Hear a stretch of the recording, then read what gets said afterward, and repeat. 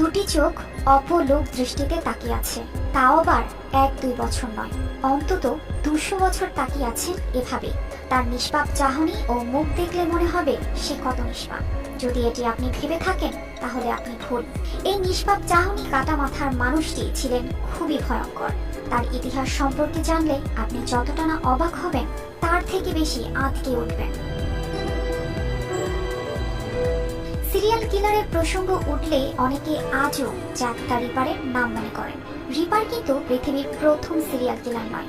নানা মতানুসারে ডিয়েগো আলভেসকে পৃথিবীর প্রথম সিরিয়াল কিলার ধরা হয়। কিন্তু কে এই ডিয়েগো আলভেস, জানতে হলে যেতে হবে 200 বছর পিছনে। আলভেস জীবনে এতটাই জঘন্য কাজ করেছেন যে শাস্তি হিসেবে তাকে মৃত্যুদণ্ড দেওয়ার পরও মুন্ডু কেটে কাচের জারে ধরে রাখা হয়, যা আজও পর্তুগালের লিসবন বিশ্ববিদ্যালয়ের গবেষণাগারে দেখা দিলে। এই মাথা কাটা সিরিয়াল কিলার কতগুলো যে খুন করেছেন তা নিজেও বলতে পারতেন না। আলভেসের জন্ম 1819 সালে পর্তুগালের গেসিলিয়াতে। অল্প বয়সেই গেসিলিয়া ছেড়ে লিসবনে পাড়ি জমান কাজের খোঁজে। সেখানকার অভিজাতদের বাড়িতে কাজ করতেন চাকরদের। তার স্বপ্ন ছিল অনেক টাকার মালিক হওয়া, কিন্তু যৎসামান্য বেতন আর দাসবৃত্তিতে কি আর তা সম্ভব?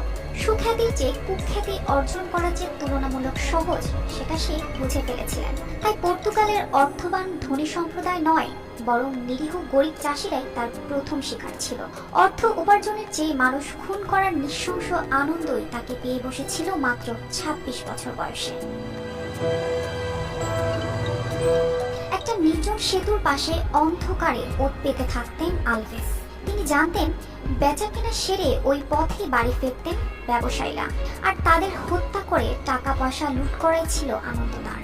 খুন করার পর ক্ষত বিক্ষত মৃতদেহটাকে সে টেনে নিয়ে 213 ফুট উঁচু সেতুর উপর থেকে নদীতে ছড়ে ফেলতেন।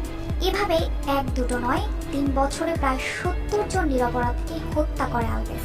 এই ঘটনা খুন না আত্মহত্যা তা নিয়ে দ্বন্দ্বে পড়ত তখনকার পুলিশ।